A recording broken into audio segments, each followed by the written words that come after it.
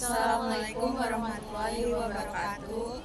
Kami dari kelompok 9 akan mempresentasikan hasil CBL kelompok kami. Sebelumnya perkenalkan, saya Mariska Nur Fadila dengan NIM akhir 242. Saya Salsabila Hasna Dwi Putri dengan NIM akhir 245. Saya Amelia Eka Arianti dengan NIM akhir 243. Saya Aisyah Sofia Marwa dengan NIM akhir 244.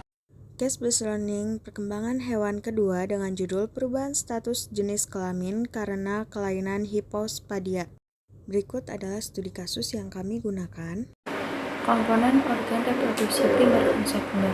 Organ reproduksi terdiri atas komponen primer dan sekunder yang saling mendukung dalam proses reproduksi. Pada jantan, organ reproduksi primer terdiri dari testis yang berfungsi menghasilkan sperma dan hormon testosteron.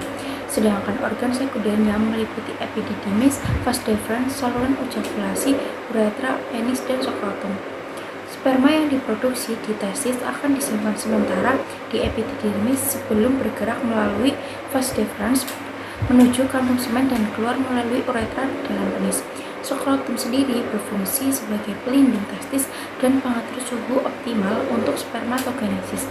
Sementara itu, pada betina, organ primer berupa ovarium yang memproduksi sel telur dan organ sekunder terdiri dari oviduk, uretrus, dan vagina. Oviduk berfungsi mengangkat sel telur dari ovarium menuju uretrus yang merupakan tempat implantasi embrio dan perkembangan janin setelah fertilisasi terjadi.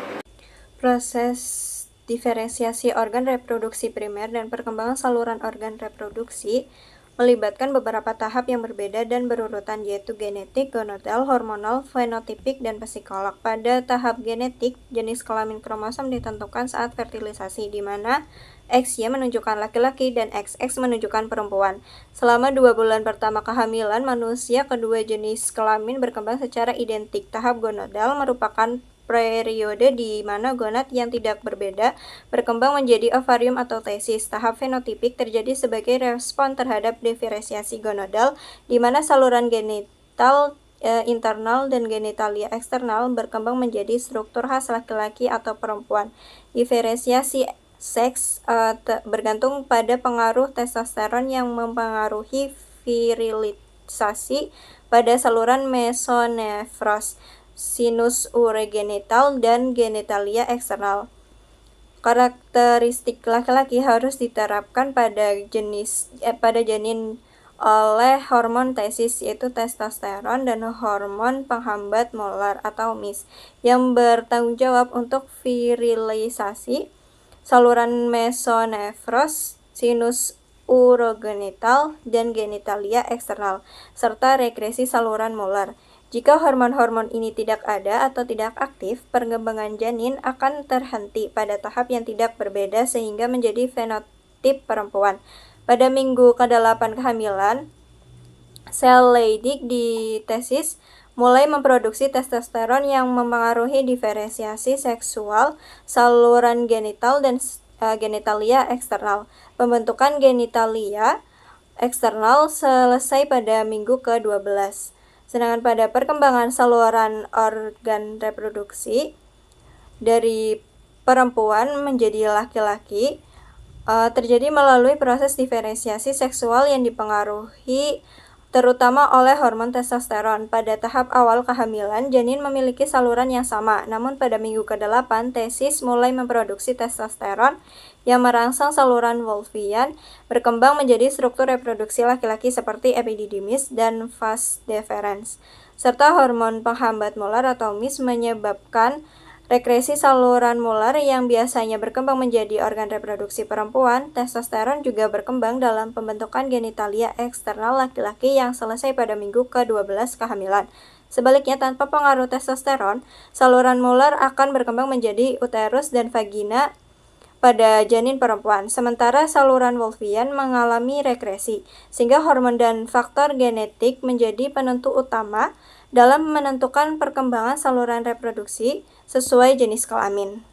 Selanjutnya, terdapat peranan gen dan hormon dalam diferensiasi organ reproduksi primer dan saluran reproduksi. Nah, untuk perkembangan sistem reproduksi sangat dipengaruhi oleh interaksi antar faktor genetik dan hormonal. Nah, gen SRY yang terletak pada kromosom Y itu berperan dalam menentukan diferensiasi gonad menjadi testis, yang kemudian akan menghasilkan hormon androgen seperti testosteron untuk merangsang perkembangan saluran Wolff dan kelenjar aksesori pada laki-laki. Nah, sebaliknya pada individu tanpa gen SRY, gonad berkembang menjadi ovarium dan hormon estrogen serta progesteron yang mengatur pembentukan saluran reproduksi seperti uterus dan tuba falopi. Hormon juga memiliki kemudian ada hormon. Nah, hormon juga memiliki peran penting dalam pematangan dan fungsi fisiologis organ reproduksi setelah terbentuk. Nah, hal ini tuh sesuai dengan studi Wardia et al. 2022 yang menekankan pentingnya pemahaman mengenai peran hormon dalam menjaga kesehatan dan fungsi alat reproduksi. Nah, mengingat proses pembentukan dan pemeliharaannya yang sangat ditentukan oleh regulasi hormonal yang tepat.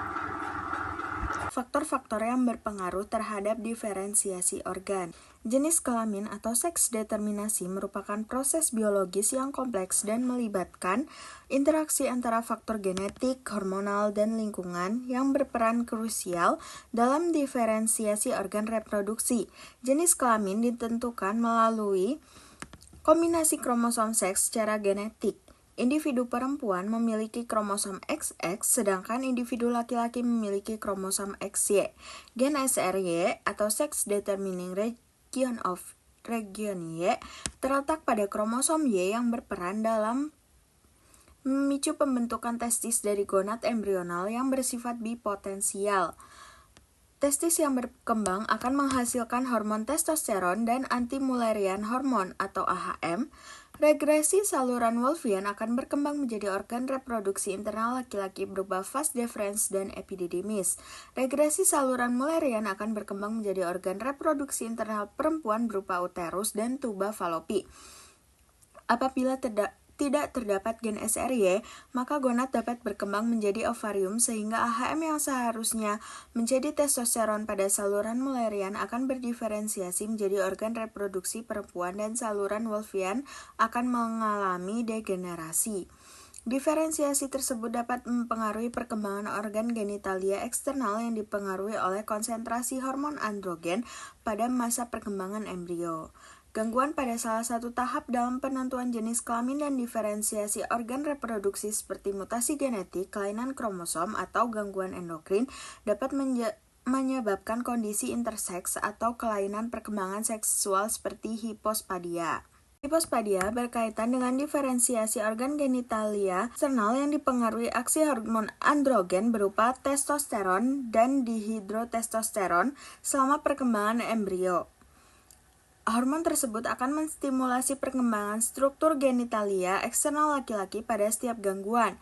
Mutasi pada gen SRD5A2 mengkode enzim 5-alpha reduktase yang menghambat konversi testosteron menjadi DHT yang esensial dalam perkembangan penis dan uretra. Penyebab terjadinya kelainan hipospadia sendiri merupakan kelainan kongenital yang disebabkan oleh gangguan perkembangan fusi uretra pada trimester pertama kehamilan yang mengakibatkan pembentukan saluran kemih tidak sempurna dan muara uretra terletak di sisi ventral penis. Penyebab pasti dari kelainan ini belum diketahui terutama pada kasus yang ringan, namun faktor genetik dan lingkungan diduga berperan di mana sekitar 7% penderita memiliki riwayat keluarga dan kondisi serupa. Agregasi dalam keluarga lebih banyak disebabkan oleh faktor genetik dibandingkan faktor intrauteria. Selanjutnya, faktor-faktor yang dapat mencetuskan hipospadia. Hipospadia merupakan kelainan pada sistem genitoria pria yang ditandai dengan kondisi lubang uretra yang abnormal karena terletak pada bagian bawah penis, skrotum, atau perineum. Hipospadia dipengaruhi oleh berbagai faktor yang saling berinteraksi secara kompleks berupa faktor genetik, lingkungan, hormonal, maupun epigenetik.